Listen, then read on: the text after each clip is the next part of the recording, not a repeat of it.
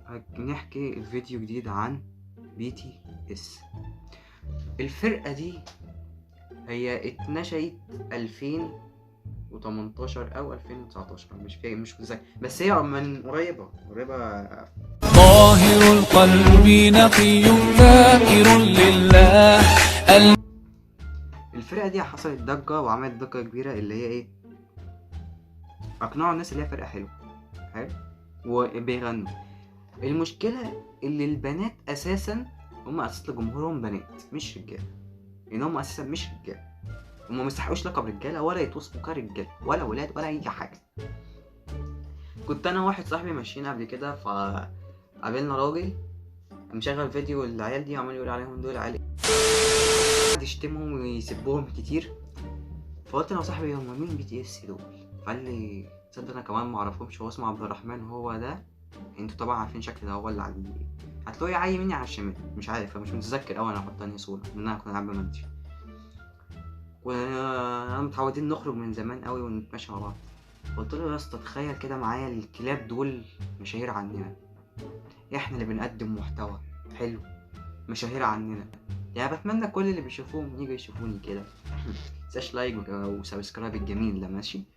ولو عجبك المحتوى وانت اول مره تشوفني، بتمنى انك تدوس لايك، يا ريت تدوس لايك وتدوس سبسكرايب.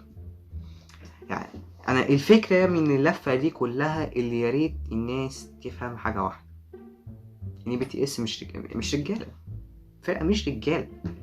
يعني بلاك بينك دي فرقه بنات برضه بس حلوين. انا بحب بلاك بينك، انا I love you بلاك بينك، I love you من موقعي هذا.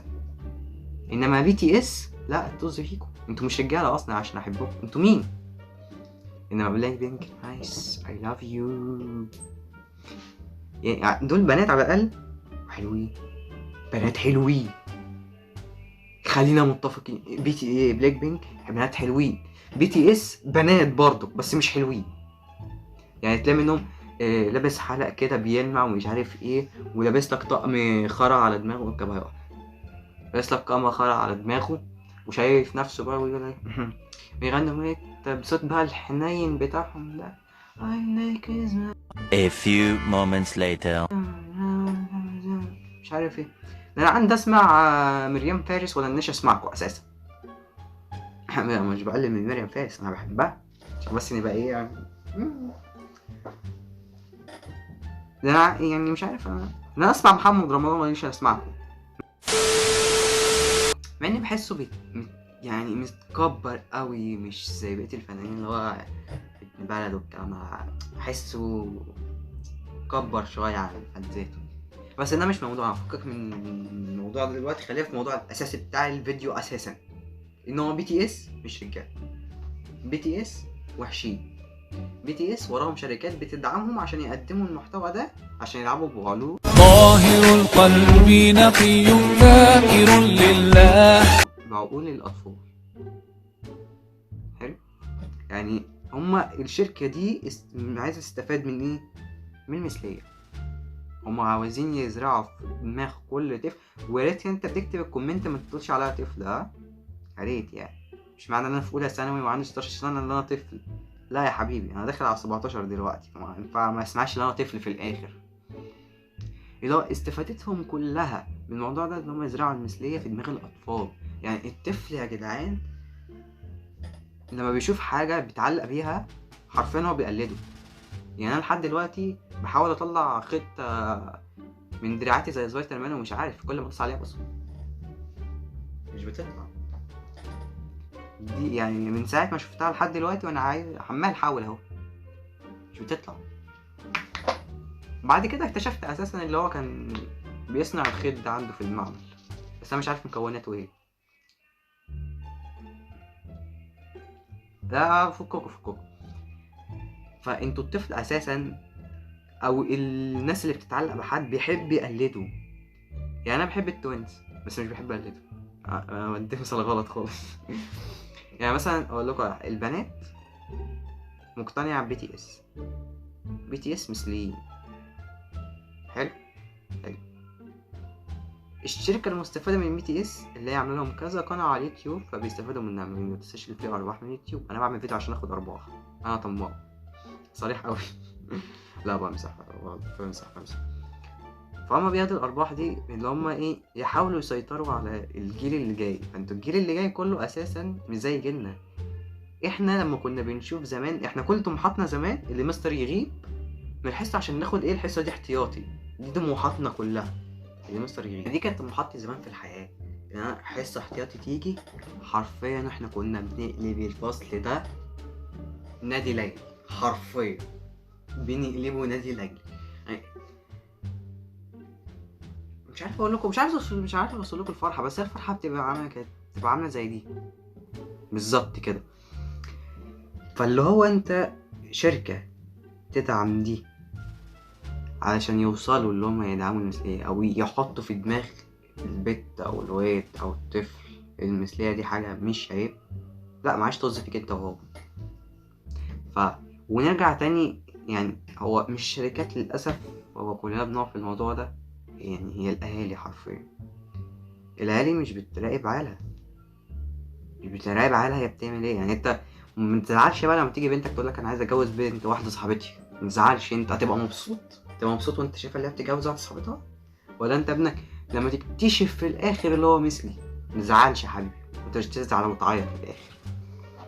يعني انا والله العظيم، يعني انتوا شايفين الهرم ده، شايفين اهو الهرم ده، انتوا عارفين فيلم الهرم الرابع؟ الفيلم ده حرفيا انا قلدته، بس في حكايه الهرم دي انا اللي راسمها. وهتلاقي كلمه باتا دي، ثانيه الكلمه دي بتب، الكلمه دي كان كاتبها في الفيلم برضه، كان فاكر انا قلتها. يعني كل الحته ده انا ده تقليدي من زمان في الافلام، كنت انا بحبهم. يعني احنا زمان، هو اقول لكم على حاجه، ايام زمان دي انا كنت باخد ال5 جنيه دي زمان، ياه الواحد كان بيجيب بيها حاجات كتير. دلوقتي انت ب5 جنيه العيل صغير الله هيتف على وشك، يقول لك عمو على طول. انما احنا كنا بناخد ال5 جنيه دي يا زمان. يعني احنا حرفيا لما نلاقي يوم معناش فيه فلوس، او مثلا نقعد اسبوع ما بناخدش فيه فلوس، نقول يا الزمن جه علينا قوي يا جدعان، الحالة بقت 0%، الحالة ضنك. انت لما كنت بتقعد زمان، يعني حاجة غيرت بطريقة، يعني ده مش موضوع، انا بعمل فيديو تاني عن الموضوع ده. فانت تقول يا زمن عايز مني ايه تاني؟ اول ما تلاقي ايه اللي انت مثلا النت مش شغال مثلا على الكمبيوتر او على التليفون، يا زمن عايز مني ايه تاني يا زمن؟ تاخد عمري كمان يا زمن. يعني انا زمان كنت بتفرج على اليوتيوب، حلو، كان كل مهمتي في الدنيا كلها دي عشت الدنيا دي كلها كنت بعمل حاجه واحده بس: اصحى الصبح بدري كده زي الشطور، انزل المدرسه، ارجع من المدرسه، بنزل الساعه 6 الصبح، ارجع اكل، اشغل الكمبيوتر، اقعد. ما كنتش بذاكر عشان نبقى على ميه، بقى انا فاشل من صغري، ما كنتش بذاكر، اقعد على الكمبيوتر شغال بقى اليوتيوب، اكتب مثلا ايه اللي هي بحث الاطفال دي، كيف تبكي في 30 ثانيه، اكتر فيديو حزين في التاريخ، فيديو الذي اضحك الملايين، الفيديو الذي ابكى الملايين، شاهد قبل الحذف. مش عارف ليه شاهد قبل الحذف دي كنت بكتبها، مع انها كانت حاجه حلوه والله، وفيديوهات بتبقى جامده، بس مش عارف ليه بكتبها هي كده، منها كانت ما تحذفش اساسا، يعني ولا بيبقى فيها كوبي رايت ولا بيبقى فيها اي حاجه تخليها تتحذف. انت بتكتب لي ليه شاهد قبل الحذف؟ انت عايز تجيب فيوز يا ابني، انت كلب في مشاهدات. يعني خلينا في موضوعنا الاساسي اللي انا توهتكم عنه، انا اسف. يعني اللي هو الطفل طول ما هو شايف حاجه هو معجب بيها، هو حرفيا هو بيعمل كل اللي كل قدر المستطاع عشان ايه؟ يقلدها. فالشركات دي استفادتها اللي هي بتعمل لهم قناه على اليوتيوب، ياخدوا منها ارباح، فبالتالي بياخدوا فلوس، بيستفادوا فلوس. ده غير بقى الحفلات اللي هم بيعملوها لهم وكل حاجه، ده غير حفله راس السنه النهارده. هو النهارده راس السنه، مش عارف الفيديو ده احتمال هينزل يا يوم 3 يا 4 على حسب ما خلصوا مونتاج. فاللي هو انت مخك فين يا اسطى؟ او مثلا الواد اللي بيتفرج، انا نفسي السؤال، يعني بنات معروفين ان البنات بترايل على اي حاجه من الاخر، انما واد يتفرج عليهم ويحبهم، معلش انت كنان، انت بتتفرج عليهم، هو ايه الحلو اللي فيهم؟ ده أنا شفت لهم فيديو واحد لاغنيه، وربنا انا كرهت حياتي وكرهت نفسي وكرهت اللي هو اسمه ايه، هو بشعر اصفر، انتوا عارفين، لو عارفين مش عارفين، بس هو عامه واد بارد. كرهت حياته والله العظيم. ايه ده، وانا مناخيري باين اول كمان كده؟ مناخيري كبيره قوي، ده اكبر من ابو هيكل. يلا ابسط يا ابو هيكل، مناخير اكبر منك. بفكر اعمل عمليه صغيره. كان معاكم يوسف جو اكس. اشوفكم في فيديو جديد بقى، يلا عشان يعني